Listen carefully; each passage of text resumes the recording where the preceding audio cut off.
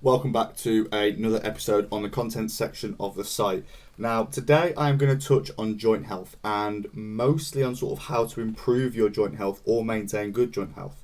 Now, the first sort of disclaimer I guess that I want to breach out is if you don't have the intention to compete in any strength related or body composition orientated sport, then don't do squat, bench or deadlift, because these are generally the biggest contributors of things like patellar tendonitis and just general joint issues. And so if we can mitigate the joint issues through not doing those exercises, why would we not do that? Sure, a deadlift's your best tool in terms of building a big dense back. Sure, squat's incredibly important to do if you intend to do this in a powerlifting meet. But if you don't, then I would argue, why are you selecting those exercises? Okay, first thing I want to touch on, keeping active. Sitting is a disease and walking is the cure. Get up and keep active. When we go out for a walk, and you know I'm a big fan of the brisk walks, especially post-meal, but I don't need to touch on that again in this video. Going on a walk is not only going to improve sort of blood flow and oxygen and nutrient delivery to the muscle, but it's also going to keep the relationship between the musculoskeletal system very, very good. And so in terms of maintaining good joint health, this is a fantastic tool that we need to use.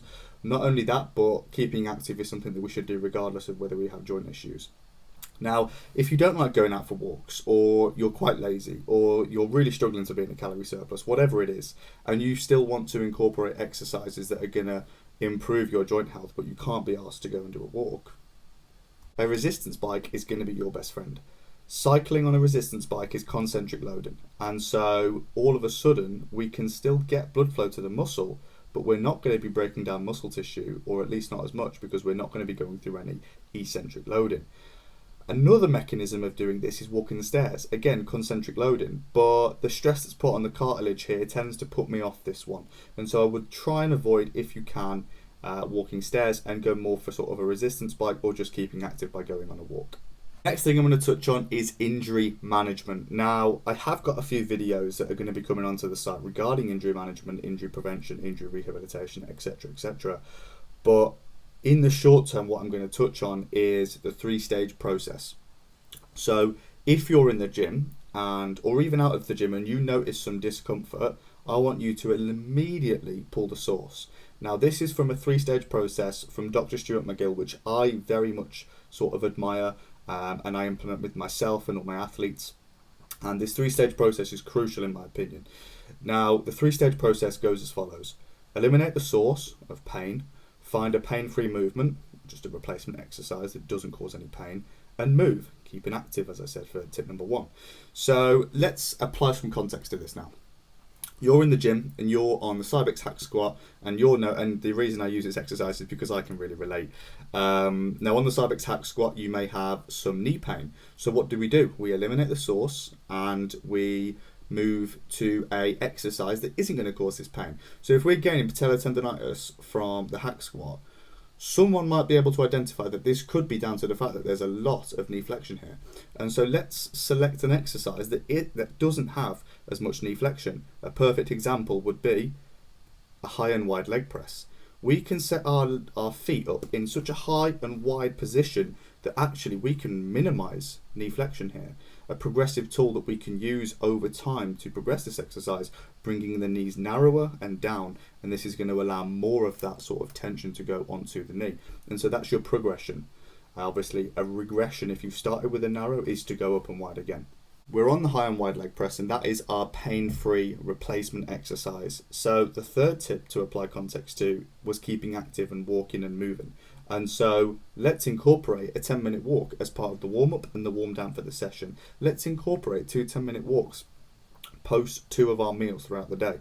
Not only are we going to see humongous benefits in terms of the insulin sensitivity, the nutrient partitioning, the digestion, the blood pressure, the blood sugar, etc., etc., need I go on, but it's going to help in terms of maintaining that good musculoskeletal relationship between the muscle and the joint. And so this is important. The next thing I want to touch on is accommodated resistance and how we can use that to our advantage. Now, I was introduced to accommodated resistance as a strength tool from Westside Barbell and Louis Simmons. Now, I actually think that we can take this tool and we can apply it to our joint rehabilitation and see great benefits, because accommodated resistance is essentially just the load is lighter where the joint is weaker. And so if we're doing a leg press, for example, When the knee is the most compromised, the load is lighter, and so the tendon loading there is minimized, but the blood flow is maximized. And so if we can maximize blood flow whilst minimizing tendon loading, this is only going to be positive for our joint scenario. And so I would recommend including some accommodative resistance work, and an example here would be for your knees. If you've got patellar tendonitis, run with a banded leg press. Again, a progressive tool, go sort of narrower and lower, I guess, deeper. For your elbows, maybe if you've got some elbow issues, which is one I can relate to with a low bar squat, I found that banded tricep extensions pre, intra and post squat session really help with not only sort of being able to manage that pain during my squat training, but also minimizing the pain that I would then see in subsequent days and sessions. And so let's include them as part of our warm-ups. Let's include them as part of our rest day activity. The next thing I'm going to touch on with joint health is sort of your treatments and supplementation, because this is often something that people go to immediately if they have any issues. They just immediately think, oh, what can I take, or what can I have done to me, rather than what can I do? And so I'm going to touch on these now. A phrase that I like to use in this scenario is one that was said to me by Stan Efferding back in 2018. And that is that things that are done to you are never as good as things that you can do for yourself. And I think that remains true, because if we take the likes of acupuncture, cupping, electric stem, these things aren't that much better than placebo. And when we look at stuff like stem cell injection, whatever you're going to gain, you're most likely going to lose by having your knee stabbed. And so I would rather opt for something like active recovery that is free, pain-free, and more effective, because that's a triple win for me. Next up, supplementation. Now, there are a bunch of good supplements on the market. Please don't get me wrong. JP Join-In, the Support Max, Joint, curcumin, glucosamine. There's a bunch out there that are beneficial, and don't get me wrong in that. But are they as good as active recovery? Again, I'd argue otherwise. But with that being said, I am sort of I do believe in supplementation. I'm not sort of a food kind of guy. Although obviously food is better, I think that supplements play their role 100%. And if we can gain 2% from supplementing here, that 2%, although marginal, might be the difference between second and first place. And so if when you look at it in that scenario, that's a worthy investment. And so if it fits the budget, go for it. I'm going to give you 3 bonus tips here. I don't need to go into too much detail on these. I also don't want to, because I think it's just going to majorly overcomplicate it. But I'm going to give you 3 bonus tips to finish off here on how to improve your joint health, or manage your joint health, or just learn and educate yourself about joint health to make better decisions.